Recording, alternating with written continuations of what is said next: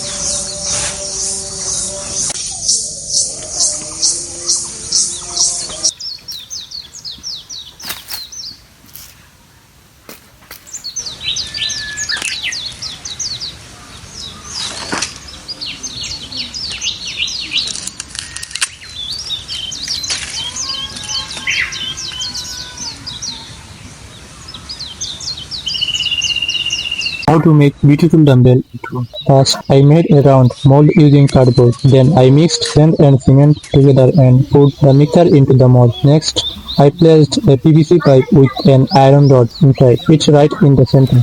After one day, then one side was dry. I removed it from the mold. Then again, I prepared the sand and cement mixture, put it just like before. This time, I placed in the LRD, made half in the middle and aligned both sides properly. I kept it straight using support from both sides. After 3 days, the dumbbell was fully dry and I removed it, and that's it. This how you can easily make strong and good looking dumbbells at home.